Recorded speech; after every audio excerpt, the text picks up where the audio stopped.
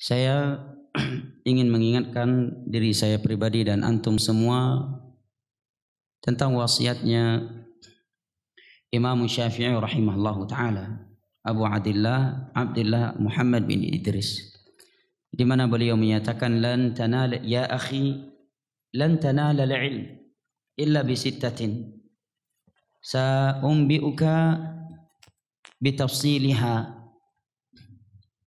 zaka'un wa hirsun wa ijtihadun wa bulghatun wa mulazamatul ustadi wa tulu zamani atau kama qala rahimahullahu ta'ala. Wahai saudaraku, kata Imam Syafi'i, engkau tidak akan pernah meraih ilmu agama kecuali dengan 6 hal, dengan 6 perkara yang akan aku terangkan rinciannya. Yang pertama, kata Imam Syafi'i rahimahullahu ta'ala, zakaun, kecerdasan. Kecerdasan EQ ini memberi pengaruh besar dalam kesuksesan seorang menuntut ilmu agama.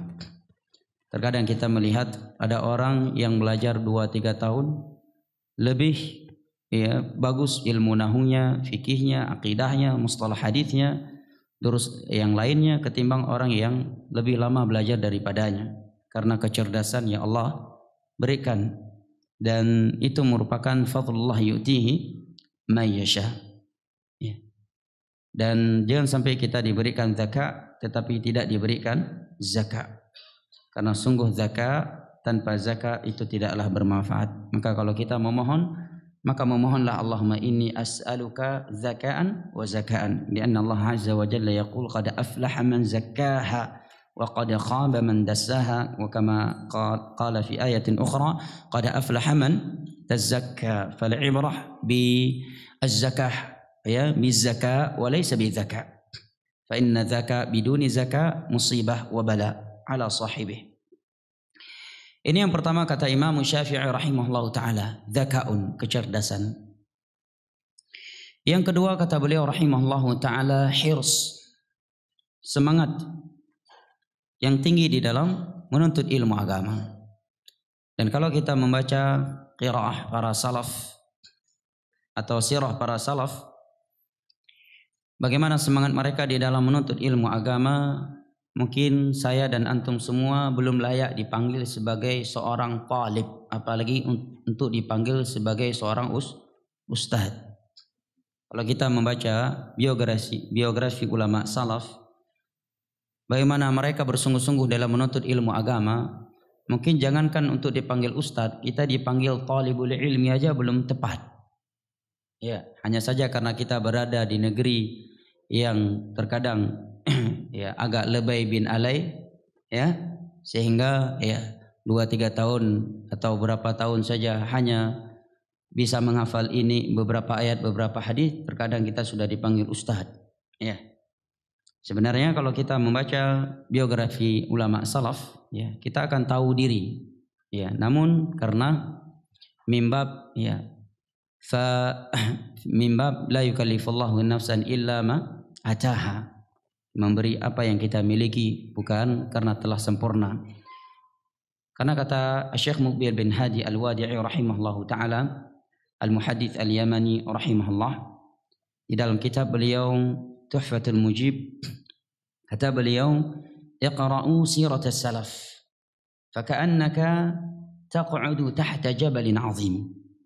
Coba sesekali kamu membaca sirah para salaf, karena tatkala kamu membaca sirah mereka, kamu akan sadar bahwa engkau sedang duduk di bawah gunung yang sangat besar. Setiap kali kita melihat ke gunung, maka kita akan tahu diri kita sangat kecil di hadapannya. Demikian pula ketika kita membaca ulama salaf, sirah ulama salaf, bagaimana perjuangan mereka di dalam menuntut ilmu agama, kesungguhan mereka di dalam menuntut ilmu agama, mengamalkannya, mendakwahkannya, bersabar di atasnya. Perjuangan mereka untuk jihad, haji, sedekah, birrul walidain, dan segala kebaikan yang lainnya, maka sungguh benar apa yang dikatakan oleh Syekh Muqbil, faka'annaka taq'udu tahta jabalin 'azim. Maka kita akan sadar bahwa kita sedang duduk di bawah gunung yang sangat besar. Artinya, kalau kita mau riya, kalau andai kata boleh riya, boleh ujub, maka sungguh ulama salaf lebih layak untuk ujub. Mereka punya bahan, ya, bahan untuk ujub mereka punya, bahan untuk riya mereka punya, ya. Sedangkan kita riya, ujub, sedangkan bahan yang kita gunakan untuk riya itu tidak berkualitas, ya. Kita mau riya dan ujub dengan apa jemaah? Dengan ilmu, amalan, jihad, ya, dakwah, sabar. Kalau kita membaca sirah ulama salaf, maka bahan yang selama ini kita terjerumus ke dalam ujub, riya karena bahan tersebut, demi Allah itu bahan yang tidak layak untuk ujub, tidak berkualitas. Ya. Mereka para salaf memiliki apa yang kita tidak miliki, melakukan apa yang belum kita lakukan untuk agama Allah Jalla wa'ala. Tetapi mereka adalah orang-orang yang ikhlas, orang-orang yang mutawadhi'in, orang-orang yang tawadhu'. Oleh karenanya Syekh Mubil menyatakan, iqra'u sirat as-salaf faka'annaka taq'udu tahta jabalin 'azim. Kalau kamu membaca sirah salaf, kamu akan sadar bahwa diri kamu sedang duduk di bawah gunung yang sangat besar. Seperti yang saya katakan tadi, kalau kita membuka bagaimana sirah mereka, bagaimana semangat mereka di dalam menuntut ilmu agama, ya, sampai-sampai di antara mereka ada yang harus minum air kencingnya sendiri, yaitu Abdurrahman bin Kharash. Walaupun sebagian ulama menyebutkan dia seorang yang Syi'i, tetapi ini disebutkan di dalam kesungguhan menuntut ilmu agama. Ya, di antara mereka 8 bulan, ya, dalam keadaan miskin, ya. Seperti juga Imam Ahmad dan Imam Yahya bin Ma'in berjalan dari Basrah ke Yaman ke Imam Abdul Razak bin Hammam As-San'ani, berjalan kaki. Sebelum mereka ke Yaman, mereka ke Mekah terlebih dahulu sambil umrah. Begitu mereka tawaf, mereka mendapati Imam Abdul Razak di situ. Maka kata Yahya bin Ma'in yang merupakan sahabat Imam Ahmad yang menemani perjalanan beliau tersebut, kata Yahya bin Ma'in, "Tuh apalagi kita ke sana, udah jumpa di sini. Kita tagih aja hadisnya di sini. Habis itu pulang kita." Ya kan? Cuma enggak ada yakan. Kalau yakan kan orang Medan biasanya. Ya. Kata Yahya bin Ma'in, "Kita tagih aja hadis-hadisnya di sini. Jadi kita enggak perlu ke Yaman lagi, menghemat waktu, menghemat biaya." Kata Imam Ahmad, "Tidak. Hadis di Mekah beda dengan hadis di Yaman. Di sini kita minta hadis kepadanya dan kita akan tetap pergi ke rumahnya di Yaman dan kita akan minta lagi hadis-hadis yang lain kepadanya." Tapi disebutkan dalam sejarah tersebut, begitu Imam Ahmad sampai ke tempat Abdul Razak bin Hammam As-San'ani sahibul Musannaf, beliau Abdul Razak bin Hammam As-San'ani mempersilahkan Imam Ahmad menjadi imam salat maghrib.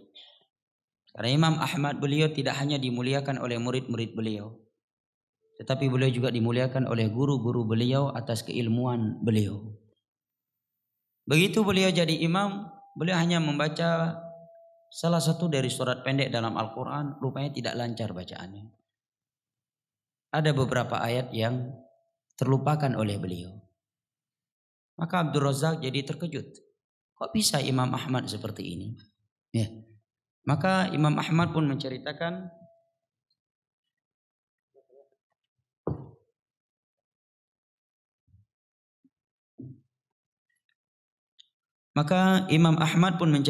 bahwa sudah 3 hari berlalu dalam perjalanan, wahai Abdul Razak, tidak ada yang kami konsumsi kecuali air.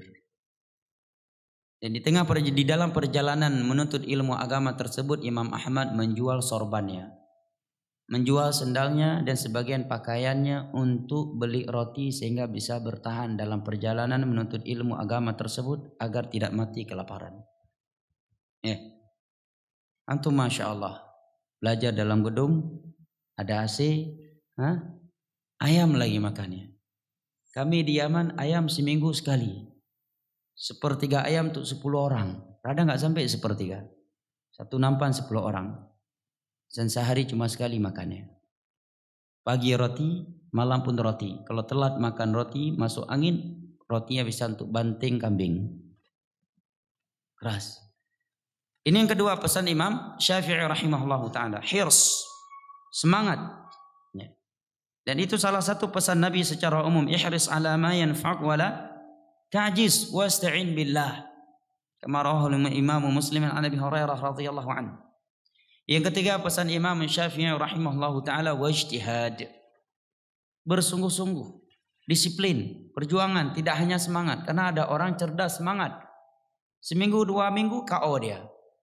Cerdas anaknya, belajar bahasa Arab, Ustaz, belajar bahasa Arab sehari 3 kali, semangat. 2 minggu pensiun dini seumur hidup sampai datang malaikat maut. Butuh perjuangan jemaah, ijtihad. Apa kata Imam Mujahid? La yanalul ilm la yanalul ilm afwan. Kata Al-Imam Yahya ibnu Abi Katsir. Kata beliau, la yunalul ilm bi rahatil jasad. Ilmu agama itu tidak akan pernah diperoleh dengan santai-santainya badan. Kalau antum membuka Sahih Muslim, akan antum dapatkan ucapan beliau ini diletakkan oleh Imam Muslim pada bab mawaqitus salah. Apa arti mawaqitus salah? Hadis-hadis yang menerangkan waktu-waktu salat. Karena mawaqit terbagi menjadi 2, mawaqit zamaniyah dan mawaqit al-makaniyah. Al-mawaqit makaniyah seperti ya lam-lam, ya Bir Ali dan seterusnya. Itu mawaqit al-makaniyah. Di dalam bab mawaqit, beliau letakkan di ujung pembahasan mawaqit, beliau letakkan hadis ini. Kalau kita membaca, sekilas membacanya, mungkin akan timbul pertanyaan, apa kesinkronan antara ucapan Yahya ibnu Abi Katsir ini dengan pembahasan yang sedang beliau bahas? Pada Imam Muslim sedang membahas waktu-waktu salat. Kok tiba-tiba beliau menyebutkan ucapan Ibnu Abi Katsir di atas? Ibnu Abi Katsir di atas. Apa keterkaitannya dengan pembahasan yang beliau sedang bahas? Kata para ulama, Imam Muslim ingin menerangkan kepada kita bahwa hadis-hadis yang beliau sebutkan dalam pembahasan ini yang sebagiannya satu makna tetapi jalannya sangat banyak. Matanya sama tapi beliau sebutkan dari sekian jalan. Beliau ingin menerangkan bahwa jalan-jalan hadis tersebut yang begitu banyak tidaklah beliau memperolehnya kecuali dengan penuh perjuangan. Ya, di akhir mawaqitus shalah beliau letakkan ucapan Yahya ibnu Abi Katsir ini. Al-Imam Ibnu Abi Katsir, bahwa beliau menyatakan la yanalul ilm bi rahatil jasad. La yunalul ilm fi'il mughayyiru shighah. La yunalul ilm bi rahatil jasad. Bahwa ilmu agama tidak akan diperoleh dengan santai-santainya badan. Mau dapat ilmu agama butuh perjuangan. Makanya sebagian orang ketika meminta pelajaran kepada seorang ustadz dengan sebuah permintaan yang mustahil. Ustadz, ajarkan saya bahasa Arab, 6 bulan udah bisa bahasa Arab, udah bisa nulis, bisa ngomong, bisa baca kitab. Lah ustadz yang mau mengajarkan dia 5 tahun baru bisa bahasa Arab. Gimana orang yang bisa bahasa Arab 5 tahun mengajarkan orang lain bisa dalam 6 bulan? Kan mustahil. Dajjal datang dia belum bisa bahasa Arab. Ya kan? Sebagian orang maunya selalu instan. Pada Imam Al-Bukhari disebutkan nulis Sahih Bukhari kurang lebih 16 tahun, 15 tahun kurang lebih. Ya, Ustaz Al-Qurnain 15 tahun kurang lebih. Dan demi satu hadis beliau dalam satu malam bangun 20 kali. Ngecek lagi hadis itu. Imam A'mash saking berharganya waktu di sisi beliau dalam menuntut ilmu agama dan beliau tidak mau ada waktu yang berlalu tanpa ilmu agama. Suatu ketika beliau masuk ke tempat buang hajat, beliau minta budak sahaya dari luar membaca hadis dengan suara yang keras. Sehingga sambil buang hajat pun beliau dengar hadis. Karena kalau beliau yang baca kan gak mungkin dalam WC. Iya. Segitunya mereka, semangatnya mereka di dalam menghafal ilmu agama. Maka kata Imam Syafi'i yang ketiga perlu ijtihad, kedisiplinan, keseriusan. Karena ada orang cerdas, semangat tapi gak disiplin. Tidak mau terikat, tidak mau berjuang, tidak mau begadang di malam hari. Ya, yang namanya menuntut ilmu agama membuat kita kurang istirahat, harus beradang di malam hari dan seterusnya. Bahkan Imam Syafi'i demi mengeluarkan faedah dari hadis Nabi sallallahu alaihi wasallam, ya Aba Umair ma fa'ala nuqair, sebanyak 100 faedah, wudu isya beliau masih bertahan sampai salat subuh. Sampai keluarga Imam Ahmad menyangka bahwa Imam Syafi'i tidak salat witir. Buktinya air yang mereka sediakan untuk wudu, salat tahajud tidak berkurang sedikit pun. Butuh ijtihad jamaah yang dimuliakan Allah. Dan saya menyampaikan ini bukan karena saya sudah menjadi figur, tapi paling tidak kita saling introspeksi diri dan kita tahu kadar diri kita. Paling tidak itu. Yang keempat kata beliau, wabulghatun, punya bekal. Karena kalau kita nggak punya bekal, gimana menuntut ilmu agama? Kita beli, pergi ke kajian, kita harus punya uang. Dan kita jangan pernah pelit untuk mengeluarkan bekal di dalam ilmu agama. Bahkan merupakan simbol menuntut ilmu agama di zaman salaf ada sebuah ungkapan yang terkenal dari Syu'bah Abul Bistam. Syu'bah Ibnul Hajjaj Abul Bistam Amirul Mu'minin fil hadis. Kata beliau, man talabal hadis aflas. Orang yang mau menuntut ilmu agama dia harus membangkrutkan dirinya. Imam Malik disebutkan atap rumahnya beliau jual untuk biaya menuntut ilmu agama. Yahya bin Ma'in beliau mendapatkan warisan yang cukup banyak. Semuanya beliau habiskan untuk menuntut ilmu agama sampai-sampai sendal yang beliau punya juga beliau jual untuk bisa menuntut ilmu agama. Lah sekarang sebagian kita mau ikut daurah mulai perhitungan. Harga Grab 25.000, pulang 25.000, nasi bungkus 10.000. Ini waduh 200.000, sayang nih. Kalau ada yang kasih gratis baru mau berangkat, berarti nggak akan mungkin dapat ilmu, nggak akan mungkin. Walaupun dapat kurang berkah, nggak lengket. Bahkan sebagian orang baru datang masa cuma ayam, kenapa nggak kambing? Masya Allah. Kasih kambing kenapa nggak onta? Butuh ijtihad jemaah. Bayangkan Yahya bin Ma'in menjual seluruh warisan beliau jual semuanya sampai kedua sendalnya beliau jual habis untuk nuntut ilmu agama. Imam Malik atap rumahnya. Abu Hatim Ar-Razi 8 bulan menuntut ilmu agama kepada ulama hadis di Basrah sampai sendalnya beliau jual. Sampai suatu ketika ada teman beliau datang ke rumah beliau mengajak, ayo kita berangkat lagi seperti biasanya. Beliau katakan maaf tidak bisa. Apa sebabnya? Baru beliau ceritakan udah 2 hari tidak ada yang masuk ke perutku kecuali air putih. Hari ini saya lemah, nggak mampu berangkat. Maka sahabatnya beliau tersebut pun mengeluarkan sekian dinar memberi bantuan kepada Abu Hatim agar beliau bisa menuntut ilmu agama. Itu Abu Hatim Ar-Razi jemaah. Nah, perjuangan jemaah. Bulghah mengeluarkan biaya. Disebutkan oleh Al-Imam Al-Bukhari dalam Kitabul Ilm dalam sahihnya, kata beliau faqad arahab pada bab rihlah fi talabil ilm faqad arahala Jabir bin Abdullah ila Abdullah bin Unais fi masirata syahrin li haditsin wahid. Sahabat yang mulia Jabir bin Abdullah telah menempuh perjalanan selama 1 bulan kepada Abdullah bin Unais yang tidaklah lebih senior dari beliau. Jabir lebih senior daripada Abdullah bin Unais. Lebih senior, lebih berilmu. Tapi lihat ketawaduan mereka. Menempuh sebuah perjalanan yang membutuhkan waktu 1 bulan. Demi 1 hadis, bukan cuma 1 kitab. Kalau 1 kitab, 2 kitab mungkin agak tidak mengherankan. Ini 1 hadis. Kepada junior. Andai kata beliau tidak safar, hadisnya udah beliau dapatkan. Tapi beliau mau dapat as-sanadul ali, pengen dapat sanad yang lebih tinggi.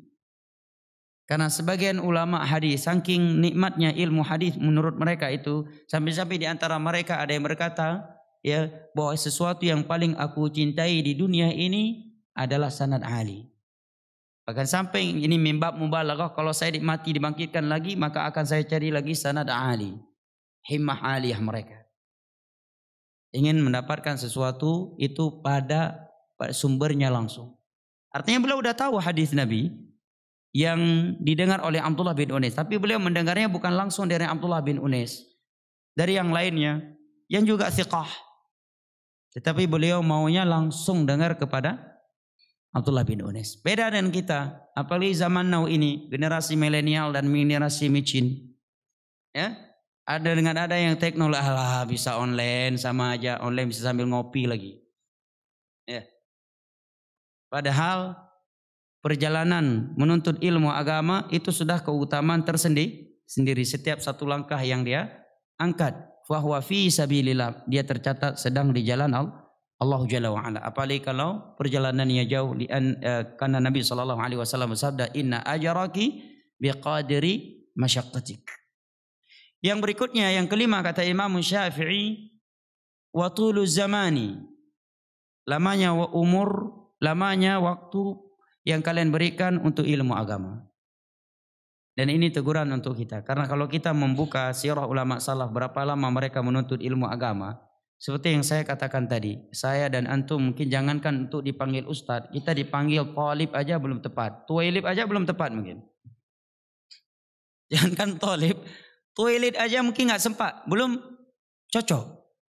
Bayangkan Sufyan bin Uyainah berguru kepada Abdullah bin Dinar, baru kepada Abdullah bin Dinar itu 20 tahun pada satu guru, 20 tahun jamaah. Kita 4-5 tahun pulang dari Yaman, dari Saudi udah mengalahkan Syekhul Islam Ibnu Taimiyah. Semua bidang ilmu dikomentari. Ya, padahal zaman dulu ya itu ngaca dulu mau bicara masalah apa. Ya. Bahkan kalau kita lihat ya kepada kebiasaan masyayikh kita di Saudi, di Yaman, kalau dia mudarris fikih walaupun dia tahu masalah akidah, ketika ada pertanyaan tentang akidah dia arahkan tanya ke sana. Karena dia sahibul akidah juga. Dia mudarris fil mustalah, kita tanya masalah fikih dia arahkan kepada mustafid mudarris fikih. Padahal dia juga mutamakin fil fiqh. Karena mereka memuliakan nilai-nilai ilmu agama. Sufyan bin Uyainah baru kepada seorang guru Abdullah bin Dinar 20 tahun beliau belajar. Sampai-sampai disebutkan beliau menjadi asbatun nas di sisi Abdullah bin Dinar. Gerakan mulut Abdullah bin Dinar aja beliau sudah tahu apa artinya. Ya namanya orang lama duduk sama guru kan dia tahu. Ketika guru sudah tua, suara yang udah nggak jelas, orang lain nggak memahami bahasa dia karena suara yang kurang jelas, beliau bisa paham. Karena saking lamanya beliau belajar kepada Abdullah bin Dinar. Contoh yang lainnya Abdurrahman bin Qasim, salah satu rawi yang meriwayatkan Muwatta Imam Malik. Abdurrahman bin Qasim dari Mesir pergi ke Madinah belajar ke Imam Malik, meninggalkan istrinya sedang hamil. Tentunya dengan ridha dan izin istrinya. Dengan cerita yang sangat indah dan panjang, singkatnya, saking lamanya beliau di majelisnya Imam Malik, beliau menuntut ilmu agama di majelis Imam Malik sampai Imam Malik meninggal dunia. Dan beliau salah satu perawi Muwatta Imam Malik, dan beliau bertemu dengan anak kandungnya di majelis Imam Malik yang beliau tinggalkan, dia saat itu masih dalam rahim, dalam perut ibunya. Berarti berapa lama? Berapa lama jemaah? Sampai suatu ketika di majelis Imam Malik terdengar ada seorang pemuda yang sangat cerdas. Murid-murid Imam Malik menjadikan dia sebagai apa kalau istilah antum di kampus? Ketua halaqah mudzakarah, ya. Ketua BEM. Ketua BEM tuh demo. Ya. Ketua kelas mudzakarah lah ya. Ketika mudzakarah dia pembimbingnya. Kalau di Yaman itu kan kalau Darul Hadis Ma'bar Syekh misalkan ada halaqah fikih nih, pagi belajar, malamnya ada halaqah murajaah. Ada gurunya, guru murajaah. Begitu. Yang paling senior lah. Yang paling cerdas, yang paling sempurna catatannya. Nah anaknya ini menjadi orang yang mudzakarah, mengulang ilmu dari Imam Malik tadi. Maka beliau mulai meraba-raba, siapa ini anak? Begitu beliau mendekat darinya, beliau lihat jubah yang dia pakai, jubah yang beliau tinggalkan. Ketika istrinya masih hamil. Sebelum berangkat ke Imam Malik dan berpesan kalau anak lahir nanti berikan pakaian ini untuknya. Minyak wangi yang dia pakai pun adalah minyak wangi yang beliau tinggalkan. Bertemu di majelis Imam Malik jamaah dengan anaknya yang ketika ia tinggalkan masih dalam kandungan ibunya, dan beliau bertahan belajar kepada Imam Malik sampai meninggal Imam Malik, sehingga beliau termasuk orang yang meriwayatkan Muwatta Imam Malik di Mesir. Andai kata tidak ada perjuangan yang begitu besar dari ulama salaf di dalam menuntut ilmu agama mereka, mestinya nggak akan sampai untuk kita Sahih Bukhari. Andai kata ulama salaf dulu menuntut ilmu agama, belajar mereka seperti saya dan antum belajar sekarang, entah jadi apa agama ini. Ya, Sahih Bukhari nggak akan ada Sahih Bukhari. Ya, bisa kacau agama ini. Tapi karena mereka adalah orang-orang pilihan dari Allah Subhanahu wa taala, diberikan semangat yang luar biasa sehingga agama Allah Jalla wa Ala yang mulia ini tetap terjaga. Allah jaga dengan mereka.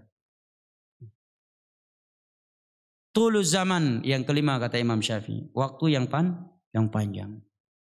Yang terakhir, yang keenam kata Imam Syafi'i rahimahullahu taala adalah wa mulazamatul ustadi. Duduk bersimpuh kepada seorang guru. Dan para ulama menyebutkan beberapa sifat yang mesti ada pada guru, ya, pada seseorang yang ingin kita jadikan sebagai guru. Sebagian ulama ketika menerangkan hal ini mereka sebutkan satu ayat dalam hal ini. Yaitu firman Allah di dalam surat Al-Qasas, inna khaira man ista'jarta laqawiyyun amin. Punya kekuatan, punya kapasitas, punya kualitas, punya kemampuan. Lagi amanah. Lagi amanah. Orang tersebut punya ilmu, ya. Punya ilmu dan amanah. Amanah itu adalah fi'lul wajib wa tarkul manhi. Seorang melakukan sesuatu yang mesti ia lakukan dan meninggalkan sesuatu yang mesti ia tinggalkan. Punya ilmu agama. Tapi tidak sekedar punya ilmu agama, tapi juga punya amanah. Karena ada sebagian orang dia antara dia dengan murid interaksinya hanya di kelas saja. Kurang amanah di dalam mendidik. Jumpa dia lihat muridnya jatuh dalam maksiat, enggak dia tegur. Muridnya melakukan mukhalafah syar'iyah, dia tidak tegur. Hubungan antara dia dengan murid hanya di dalam kelas. Kewajiban dia hanya menyampaikan materi, kurikulum selesai, ya, awal bulan ambil gaji. Si murid paham nggak paham bukan urusan saya. Nanti ada ujian semester. Bukan seperti ini guru yang amanah. Dia tidak hanya membimbing di dalam kelas saya. Dia juga membimbing mereka untuk mengamalkan ilmu agama. Dia juga mendoakan mereka. Dia menasihati mereka. Sehingga seorang guru hendaknya memiliki sifat nasihun amin kata para ulama. Dia memiliki sifat amanah, suka memberi nasihat, lagi amanah. Dan tentunya penyebutan berilmu mencakup dalamnya adalah akidah dan manhaj yang benar. Tidaklah seorang dikatakan berilmu kecuali dia di atas manhajus salaf. Kama qala Muhammad bin Sirin, kanu la yas'aluna 'anil isnad falamma waqa'atil fitnati fas'alu 'anha in kana min ahli sunnah qabiluhu wa in kana min ahli al-ahwa tarakuh. Ya. In hadzal ilm dinun fanzuru min aina ta'khudhu dinakum.